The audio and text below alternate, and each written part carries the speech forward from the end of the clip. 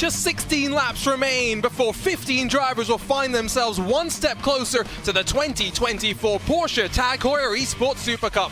Welcome along to the final round of the first stage of the Road to the World Championship as we get set to charge 15 drivers as Porsche contenders to battle in 1 month's time to get one step closer to that prestigious black license. Hello everyone, welcome along to RaceSpotTV and to those watching on Porsche's Twitch. My name is Arjuna Kenkipati, and don't forget that you'll be able to follow along with live timing and scoring by heading to timing71.org to find your favorite team and driver here in this top split of competition. And that is an important distinction because this top split sees plenty of drivers, yes, fighting for their chance, but there are other splits of competition going on at the very same time. What a wild ride that it has been for these drivers, and a very relentless ride. Got underway on July the 22nd at the unusual layout of the Hockenheim Ring. That was the story of the first 5 rounds. Familiar tracks, unfamiliar layouts. Today we head to Imola to a Grand Prix staple,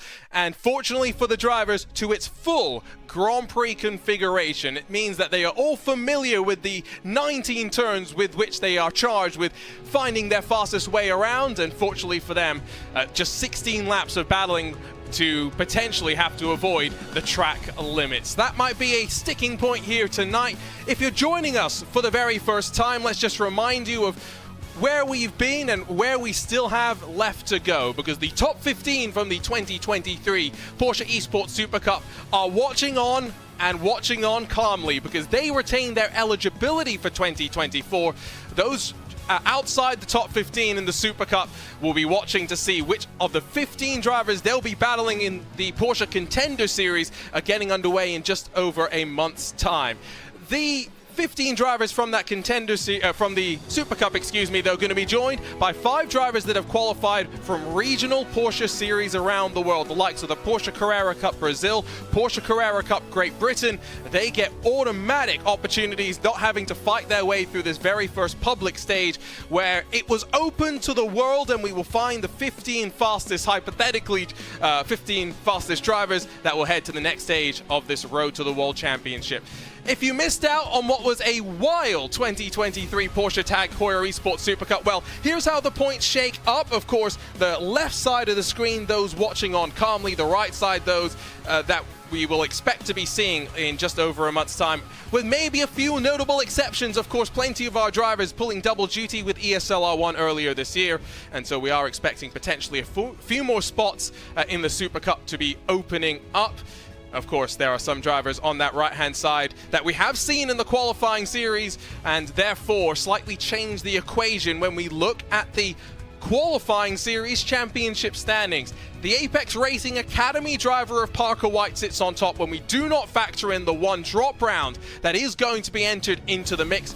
Ultimately, with Bryn Collins in second, someone that finished outside of the top 15 of the Super Cup, it means the cut line moves to 16th. One Blaine up provisionally would be inside of that cut, but there's plenty of pressure. The likes of Nicholas Veroni and then Pemislav Lemonet going to be 2 definitely to watch. Also watch for the likes of Chris Lullum. He has his Team Redline teammates over at the Dutch Grand Prix watching with Max Verstappen, but Lullum's made the trip over to the Redline headquarters to get underway for what's going to be a very interesting race. I believe 17th position is all that he needs to secure his spot in the Contender series. Here's a look at the track, just under 5 kilometers in length, 19 turns, and of course dominated by the 1.3 blast down the main straightaway, but so many corners where it's not necessarily wise to be fighting side by side. You've got the anti-cut curbs that are never pleasant, even in these relatively weighty Porsche 992 Cup cars. You definitely want to make sure you stay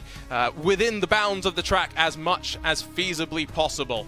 As ever, qualifying is underway and the drivers get the track to themselves and 2 flying laps. It traditionally means that the first lap is somewhat burned in setting up the tires for the second attempt in the qualifying session, and currently with about 2 and a bit minutes left to run, I believe we are going to see most of those times in these closing sessions.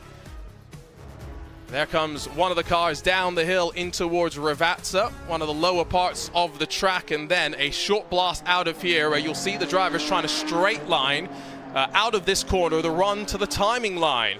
So a 56.5 for Lauren Benzo was the first time. Definitely not where we expect number 10 to finish come the end of this qualifying attempt. Timing line's way down where Barney the flagman is. It's a 44.194, and now we'll see the floodgates begin to come in. There's Luke McEwen that goes up to the top. Lemonek second, Laubish jumps him. And now here comes the provisional points leader as Carlos Fenalosa goes pole for Parker White. It is up to second, and boy, what an impressive story it's been to watch the Apex Racing Academy driver just continue to find his footing. Of course, the racing in the eNASCAR Coca-Cola iRacing Series, and now looking closer to becoming one of a handful of drivers to have competed across the disciplines as Dino Lombardi. He jumps into the top 10 in the Altus Esports machine. Juan Blainart, one of the drivers on the cut line in the Rincon Racing number 17. It's 43.6, so about a 10th off, and good enough to get him up into the second row. That's an impressive and an important qualifying lap. And now just one final driver, someone that we have not seen so far in the top split of competition, but it is someone that is up there in the mix in the top 10. Oscar Pai will run to the line, but comes the very final driver to punch in a qualifying time. And that means the pressure is lifted from the qualifying session. The drivers now just focus their attention on 16 more laps of racing. Ready to go for the very final time in the 2024 Porsche Tag Heuer Esports Super Cup qualifying series. Let's run you down through today's starting grid. And so for Carlos Fenalosa, he will bring us to the green and needs the result outside of the top 20 right now, but alongside the championship leader Parker White. Jakub Maciejewski wants to be a contender for a second year in a row. He's got Juan Blainart, who's just inside of the cut line alongside Victor Miranda and then Matti Siepola, two drivers that we expect to be charging hard in the early stages, round out the front three rows, while Luke McEwen and then Rasmus Christensen will share row 4. Dino Lombardi and Oscar Pai on the 5th row, while Michael Yanni, Nicholas Laubish make up the front 12 positions. Lassie Ryan in the second of the Sontec cars alongside Lemonek, the second of the Drago entries, while Chris Lullum from Redline's headquarters just inside of the positions he needs to secure qualification. Leon Rudinger, Malte Romer, Mario Velgut, and then Nicholas Verone, Lauren Benzo, and Bernardo Faria make up the 21 machines in this top split of competition. Don't forget, live timing and scoring available by heading to timing71.org. A couple of the drivers giving us an inside look into what's going on behind the scenes. That's Michael Yanni from his home, and Chris Lullum from an unfamiliar rig. Like I said, drove his way on over to the Team Redline headquarters from the Redline meetup at the Dutch Grand Prix. And I did get the message that it's his first ever race on a rig that is not his own. That is surely going to put some pressure onto his shoulders. Well, the drivers have one final attempt to impress. We'll wait for the lights to build, the engines to roar in symphony. 16 laps away from 15 drivers being crowned Porsche contenders. Great start from Parker White as he tries to slot inside of Carlos Fenalosa, who's going to be the most aggressive down into Tamburello. The Drago racing car of Maciejewski settles for third. Juan Blainart trying not to be bullied by Luke McEwen. Amazingly, 21 Porsche GT3 Cup cars through the first chicane safely. And now a short blast into that second left and then right flick. Big send from behind in the second of the Altus cars. Dino Lombardi tries to get alongside with Michael Yanni through the hairpin at Tosa as they begin the climb up through the hill. Single file through the top 6, scrambling further behind to try and work their way up. One of the Apex cars, Michael Yanni, just running that bit wide and losing out to Lombardi.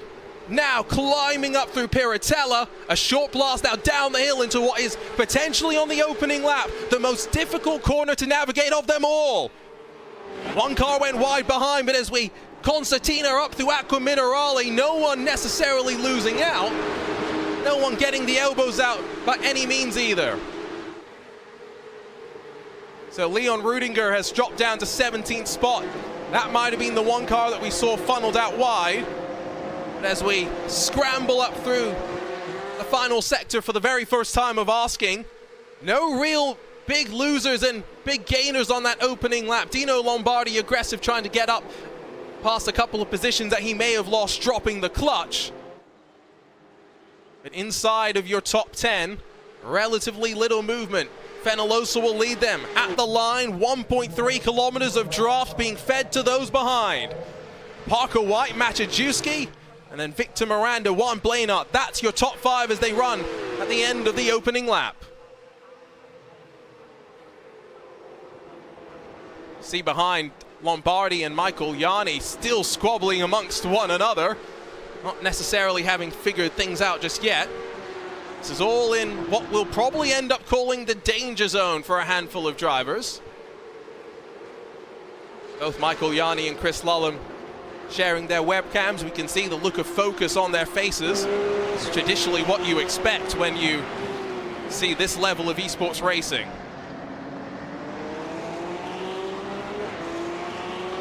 Nice and calm for the time being, but surely a bit of a calm before the storm. Victor Miranda has dropped down to 10th. I get the sneaking suspicion, slowdown related malfeasance going on there. And now continuing to drop down, and oh, this is brutal. And it's going to cause chaos for the likes of Lullum. Roma, Verone, now all getting checked up as we climb up in towards Variante Alta. It's just a 500-meter blast, but when you've lost that much momentum, there's always the opportunities for someone to make a brave, bold send. At least for the time being, it's just Miranda that's on the losing side of the equation. That is the other thing that you do have to keep in mind when it comes to the anti-cut curbs. I was more talking about them unsettling the car, but they are also a danger when it comes to just cutting a bit too much of the track and then picking up the slowdowns. Miranda stays inside of the top 20, but is now down 9 positions at the front. You can see the top 3 taking advantage of that, slightly breaking away. For Maciejewski, as mentioned, one of our contenders last year. And so, after finishing outside of the top 25, I think wants to have a second crack at being able to secure that World Championship license. In terms of track conditions, if you're wondering what they are dealing with today, 41 degrees with clear skies on the track itself.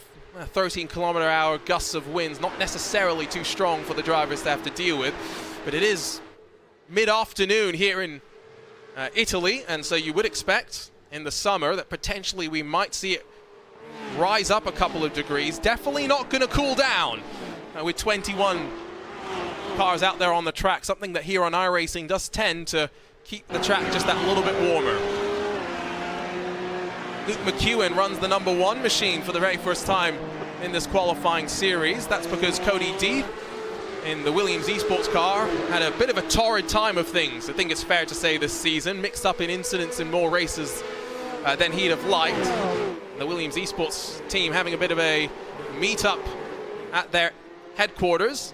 It's why for the likes of Matthias Nojad, who has already locked himself into the top 10 from what I could gather, he's able to avoid racing in this one, while for Chris Lullum, after disconnecting from the lead of last week's race, gifting the win to Luke McEwen, he is making do with Kevin Siggy's rig. Juan Blainart trying to hold on to 4th spot, and for every position that Blainart loses, these are points that potentially those in the 2nd and 3rd split will be able to take advantage of. Big mistake from Maciejewski. And now the big block thrown. Matti Siepola squeaks on through, but 3 wide does not end well. Maciejewski goes straight on. McEwen's been turned around. Goodness gracious me. Maciejewski might have 2 or 3 different slowdowns to clear in that sequence. But the desperation of the final round of the qualifying series, the second of the Sontec cars, Lasse Urainen battling with Laubish up the hill. More contact. Around goes Laubish. The Urano car drops out of the top 10. It's on the 4th lap of racing that things are building up. Michael Yanni's tucked in behind. And then look at Lullum battling with the likes of Miranda and Romer.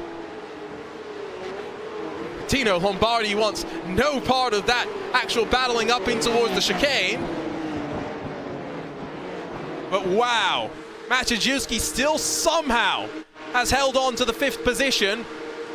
I'm not sure if we are expecting to see that car down on pit lane to serve a black flag in a couple of moments' time. And so, with the 4th lap in the books, let's go back in time and take a look at this sequence. So Maciejewski gets it wrong on the 2nd of the sleeping policeman. And then from there, helter-skelter, Blanart through. McEwen wanted to go to the inside. Siepola was almost 4 wheels in the grass. I mean, faultless you'd have to say is Luke McEwen in that one. Not necessarily sure what you could expect anyone else to do. One more look at it just from this wide perspective. Rasmus Christensen in the VG Racing Esports car takes advantage, is now up into 6th spot. Once again climbing up the hill. Almost halfway through this one. Goodness, I thought this was going to be a much more tedious affair. Won't know how the points are affected until all the races, all the splits are done. As mentioned, the likes of Oscar Pye joining us in the top split for the very first time, but a driver that we have seen be able to slowly accumulate the points and sits in a relatively healthy position in the top 10, not factoring in the 1 drop round that the drivers can use. But with the top split being so fierce, for someone like Juan Blanart, it's why we've talked about for him, has always been one of the last I-rated drivers in the top split. Would he have benefited from being in the 2nd split and fighting in the top 5 rather than fighting for top 15s potentially? That's the kind of battle that sometimes you have with how these splits work out. See some of those team affiliations on that left-hand side. Of course, defending 2023 Porsche Tag Heuer Esports Supercup champion Jordan Caruso will be hoping that his teammates Oscar Mangan and Simona Miramarceno can re-qualify from the Contender series, but for potentially Carlos Fenalosa, there is a chance that a victory here will get him into the Contender series as well. We do tend to see that when a team has maybe 1 or just 2 drivers in the field, like for example Redline had with effectively Diogo Pinto for the vast majority of the year, Gianno Vecchio having his broken tailbone and then missing all but the first 2 rounds of the season as Urainen gets passed by Michael Yanni. It means that you've got to find other affiliations. Pinto went and worked with some of the Williams Esports drivers, I believe, and yeah, Kawanda was working with Altus for some of their test races. These are some of those technical affiliations behind the scenes that sometimes we talk about. Maciejewski, remarkably, is still running in 5th position. And without a black flag to serve as well. That was a wild lap 4. With not 1 instance, but 2 instances of that number 9 cutting the course. So a bit surprised that in serving the slowdowns, more time has not been bled. Also, to counter what I was saying before, by the way, Oscar Pye shows us that, well, even if you are racing in that 2nd split and we don't get to see much of you in the top split, when you do make your way into the field and qualify well, you can run well, has been inside of the top 10 on his first race in this top split of the qualifying series. There's Chris Lullum, gets past Victor Miranda. Got Lemonek just in front, one of the drivers very much on the bubble. But you'd think if you're Lemonek, not going to be willing to concede too many positions willingly from this point in the race. Tongue out from Chris Lullum, classic sim racer. Wipes the sweat off the forehead as well. The one thing you'll note about the Redline facility is that they've got very red seats. Nice little shift up there from Lullum just to balance the traction. Down in through Acqua Minerale.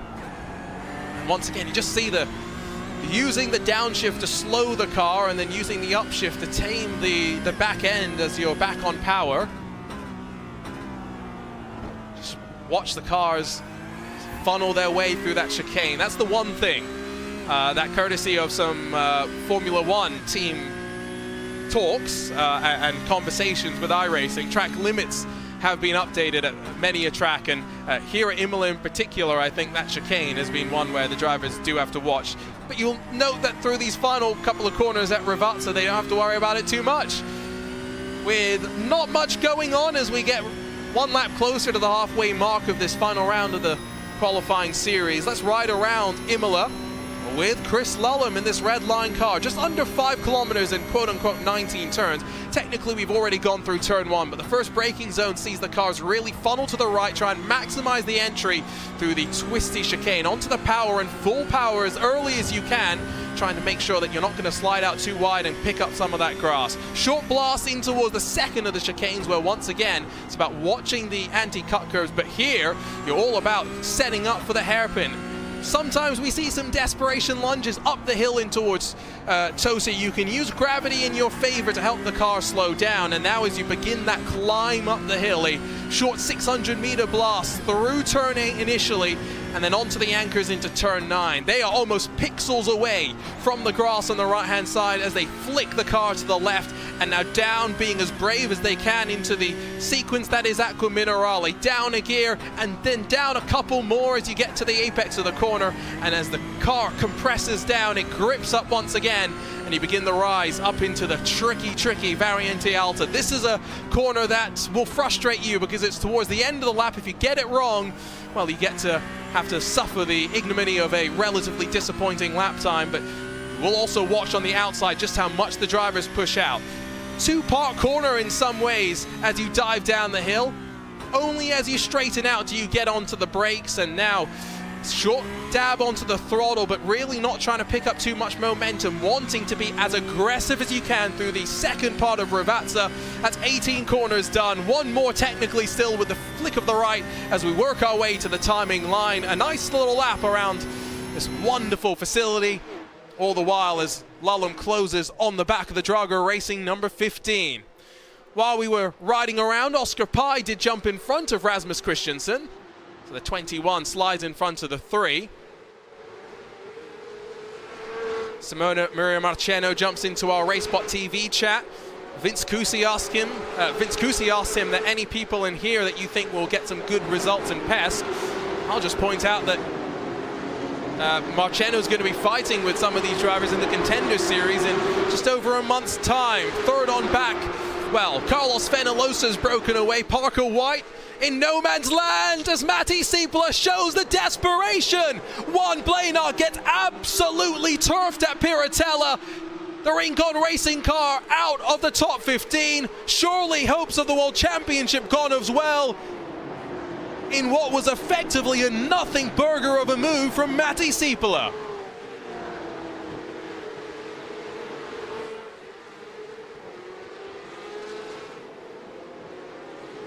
Speechless, not for the first time in this qualifying series.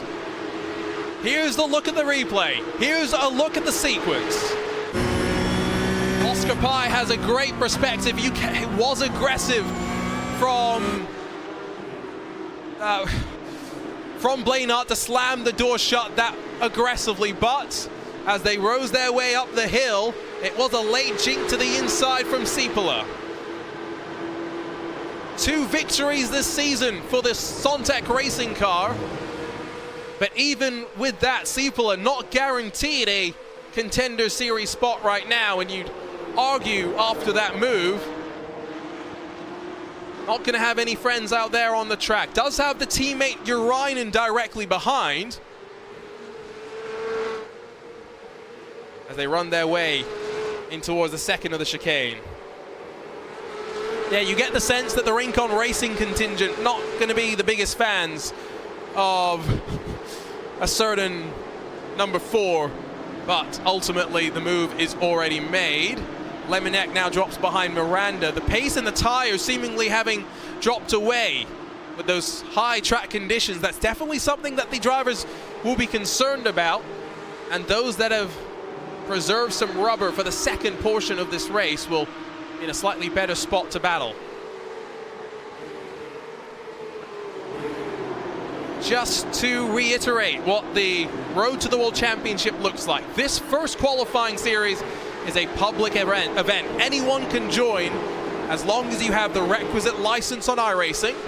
But we take the top 15 in points to the Contender Series. They join the bottom 15 from this year's Super Cup in fighting for 15 spots, potentially more, in next year's Porsche Esports Super Cup. They are to be joined as well by a handful of drivers that have made their way in from Porsche Regional Series, the likes of the Porsche Carrera Cup Esports Brazil and the Porsche Carrera Cup Esports Great Britain, to name just a few. 6 laps to go. Chris Lullum inside of the top 10 now. Tongue surely still out. And as long as Mr. Lullum can stay out of trouble, the red line contingent will have someone to cheer on in addition to Josh Thompson come the Contender Series.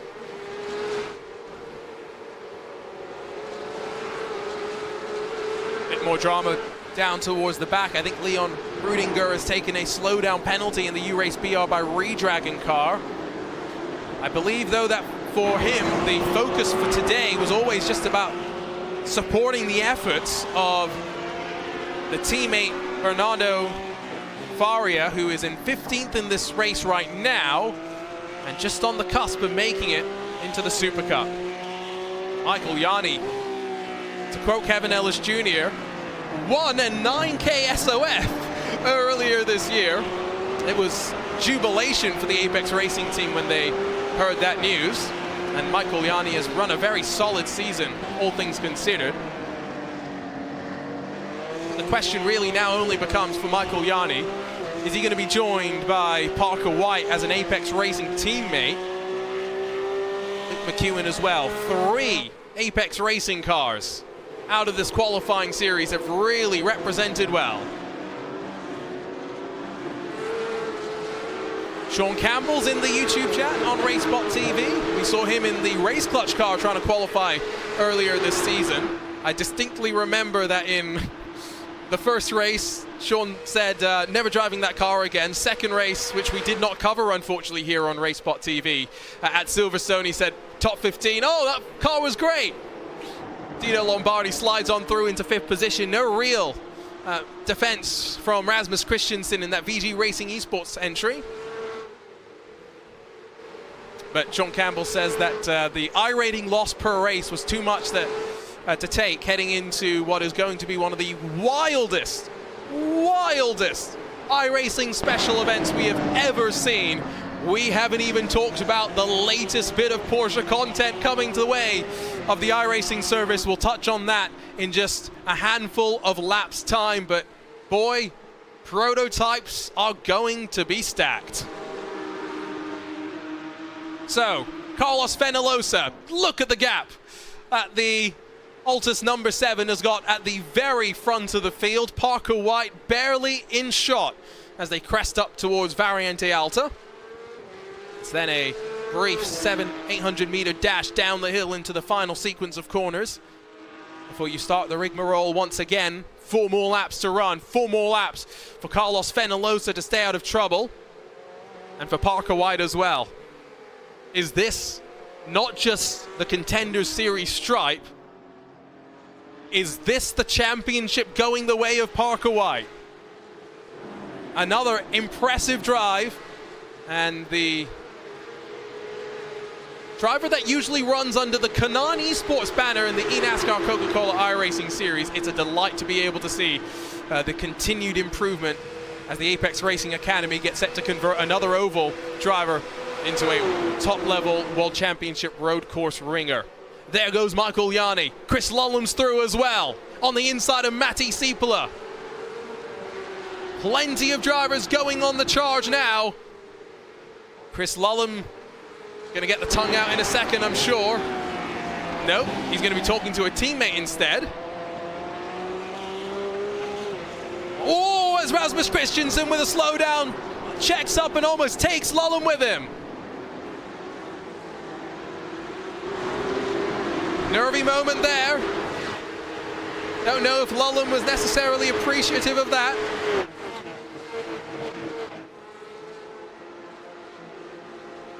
Almost up towards the top of the track here. Siepola holds on to 8th, Urainen 10th, Maciejewski 3rd. For a handful of the drivers that have been mixed up in the naughty box today, they've been able to come out of it on the other side relatively calmly. I think that's probably the best way to describe it. Apparently this is Parker White's favorite car. Goodness. That's a bold claim. It does bode well for him moving forward, though, if he's going to have to be grinding. We're talking about levels of preparation in each World Championship that go into the not tens of hours per series, but hundreds, thousands of hours per series. Drivers sometimes show up to the first round of a championship with 80 hours just for that first round in particular in the books. Parker White looking comfortable. Track limits haven't necessarily been a hot button talking thing like I was expecting they would be.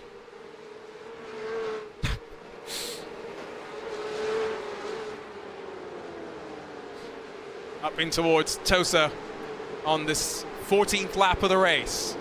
It's now almost 5 seconds that Carlos Fenalosa has towards the front. Parker White then has a further 3 back to Jakub Maciejewski that is increasingly under fire from Oscar Pye, who on the top split qualifying series debut in 2023/2024. Depends on how you want to look at it, how you want to break out the nomenclature. But it's a really impressive performance and shows that there are those drivers in that second split that we will not have seen that might be in that qualifying series 15 that rise. I just wonder for Job Stewart and company that we have not seen as well, how they're going to fare. Really looking forward to that. Remember, just over a month's time or so before we'll go racing in the first round of the Contender Series. These drivers have some time to get used to not these tracks. We will visit the very same 6 tracks and the same layouts that we have seen in this qualifying series, but we will see it with the format from the Super Cup. The qualifying sets the grid for the first of 2 races, and of course the second race, top 8 invert, determines the order there. Lullen past Yanni as easy as you'd like. 2 drivers, I think, realizing that they are 2 laps away. 2 laps away from that top 15 that they have been eyeing. And ultimately, it does not matter in which order you finish inside of that top 15. Everyone enters the Contender Series on an equal, on a level playing ground, 0 points from which to fight.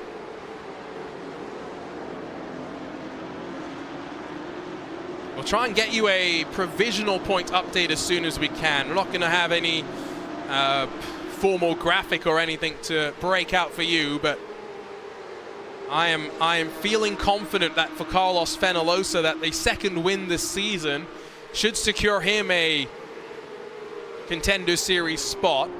And he was 22nd in points coming into this. 22nd in points coming into this final race. Might see a bit of a mix-up, and that's why the desperation from some of these drivers to make sure they are here. Stark contrast, by the way, between Chris Lullen and Josh Thompson. Let's throw Josh Thompson under the bus. He didn't make the trip over to the Red Line headquarters. He did not make sure he was here for the very final round of the qualifying series. Anyway, one more lap to go in the 2024 Porsche Tag Heuer Esports Supercup qualifying series, and Carlos Fenalosa has clear air for 5 more kilometers. It's 5 seconds back to Parker White as well.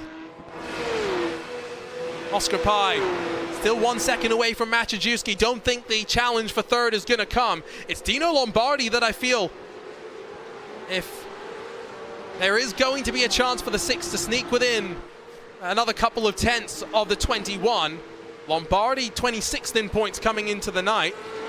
This is going to be a bit of a desperation send, you would think. Tires going to be at their most desperate, at their worst that they've ever been. The track conditions, as expected, only getting slightly warmer. That 1 degree Celsius might not seem like much, but to these drivers, it might be that little difference between the setup feeling like it's on a knife edge versus just having that level of comfort. Great charge from Chris Lullum, by the way. 9 positions gained in an uncomfortable situation racing in Kevin Siggy's rig.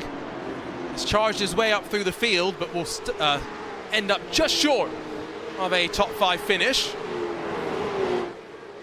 Rumbling through that chicane. One final time, bit of a wiggle there for Oscar Pye.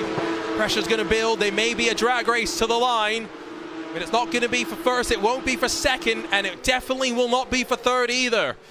Carlos Fenollosa for Altus Esports, the reigning, defending Porsche Esports Supercup champion, is in their stable. Who will be alongside as he goes to defend in 2024? Fenollosa's on top for the 2nd time in the road to the World Championship. Let's see where things stack up after that. Parker White 2nd, Maciejewski 3rd, Oscar Pye, Lombardi, Lullum through your top 6 in a pretty frenetic finale here at Imola. The checkered flag flies, the drivers finish things up in this qualifying series. They gave it their all, and now they wait to see where the scorecards will get them calculated out. Juan Blainart, the only DNF, unfortunately, he returned to pit lane on the very final lap of the race. The rest of the drivers going to be filtering their way around after 16 laps here. Carlos Fenollosa on top, potentially doing enough to secure that Contender Series status. We will wait for the official confirmation, but I did allude to it slightly earlier as the drivers get themselves a bit of a cool down lap before we grab our look at the race results. It's only a couple of weeks away. You can drive the Porsche 963 on iRacing starting on September the 6th as part of the 2023 Season 4 build. Boy, does it look resplendent in those Porsche Penske Motorsports colors. Of course, we've seen a couple of victories go the way of this car.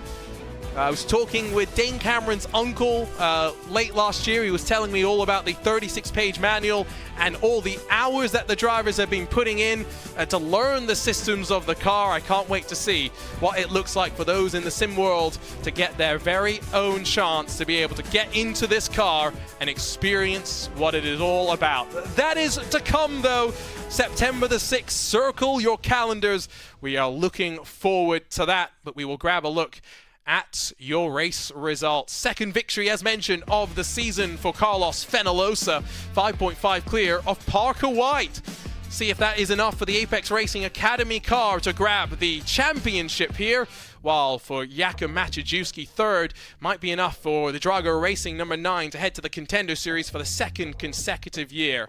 Oscar Pye 4th, Dino Lombardi 5th, while Chris Lullum charges his way forward up into the top 10, the biggest mover on the day, all racing from the Team Redline headquarters. Michael Yanni, Matti Siepola for the Apex Racing team, and for Sontec, a 7th and 8th, while VG Racing Esports, and then Victor Miranda in 9th and 10th position. Rasmus Christensen just finishing in front of that number 18 machine. Down in 11th, we find Lasse Urainen, while Przemysław Lemonek finishes 12th in the 2nd of the Drago Racing contingent. Malte Roma and then Nicolas Ferrone 13th and 14th, while Bernardo Faria in 15th for the U-Race BR by Redragon at number 11. Mario Velgut for Impulse in 16th, with Nicolas Laubisch after his turfing off at Piratella, bouncing back to 17th spot. Lauren Benzo, Leek McEwen, and then Leon Rudinger make up the top 20.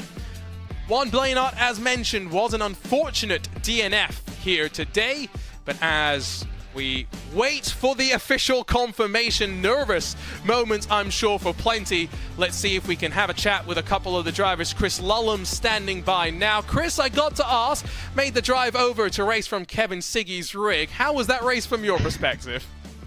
Well, it was a bit tense at the beginning, honestly. the quali lap was pretty subpar, but you know, I made up for it in the race. Kept calm at the start, but yeah, I made some good moves. A few people were not fighting me so aggressively as my pace was pretty good, but it's always tense when there's so much on the line for just finishing a race. But, I enjoyed it. Well, I do believe that at least provisionally results have come through. You are top 10 in points. You did what you needed to.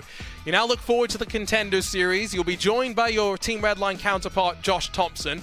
What are you expecting when you go racing with the same sort of tracks, but the new format from the Supercup? Yeah, well, it'll be my first experience with the reverse grids, sprint races, so on. But I don't expect a huge amount will change in terms of the order, honestly, but you know, there's going to be a bit more to practice. Sprint races, reverse grids. You're never just going to be at the front and able to drive away from the field. That's not an option with reverse grids. You always have to fight someone. So yeah, it'll be a lot more exciting, I think. Well, I'm sure you're going to get the elbows out as well. Talk us through now the plans for the rest of the weekend. Jump out of Kevin Siggy's rig, drive back over to Zandvoort? Yeah. And go straight to the hotel. I'm sure I'll meet up with the other boys who I think are watching the stream now. But yeah, and then back to the track for the whole day tomorrow. Then to Amsterdam Sunday evening. Sounds like a wild ride. Congratulations, Chris, on the great drive today, and looking forward to seeing you in the Contender Series next month. Thank you. Great to chat there with Chris Lullum, joining us from that Team Redline headquarters before he will make the trip back over to Zandvoort. Not sure if we are going to get the opportunity to chat with anyone else. I will quickly run down what are very provisional results in terms of those 15 drivers that we expect to be in the Contender Series. I say provisional because, of course, there could be a couple more drivers that elect not to fight in the Contender Series. Of course, there are some drivers that will be pulling double duty with ESL R1 later on this year. But Parker White is confirmed the 2024 Porsche Tag Heuer Esports Supercup Qualifying Series champion. Bryn Collins finishes second, which means the cut line moves down to 16th position. Oscar Pye, Luke McEwen, Xander Reed, Rasmus Christensen, Michael Yanni, Mateusz Nojaj, Matti Siepola, Chris Lullum, Victor Miranda, Jakub Maciejewski, Josh Thompson, Carlos Fenalosa, Bernardo Faria, and Dino Lombardi have done provisionally enough to be crowned as Porsche contenders. Molthe Roma, Przemysław Lemonek, Nicholas Verone, and Job Stewart will be the next drivers provisionally down on the reserve list. We'll see how things, of course, shake up as we make our way on forward after that. What a wild ride this has been. Delighted that you've been able to join us along for most of it here on RaceSpotTV and, of course, as well on Porsche's Twitch. The road to the World Championship, of course, just that one step closer.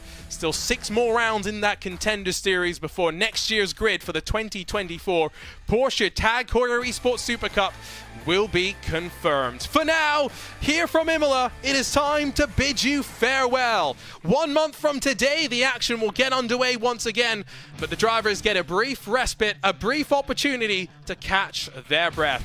For the entire team behind the scenes at Porsche, for the entire team over at RaceSpot, thank you so much for coming along with us for the ride. Just a reminder as well, the Porsche 963 joins the iRacing contingent of GTP hypercars on September the 6th. You can drive it, you can experience the thrill, and of course that Porsche Penske Motorsport livery looking fantastic.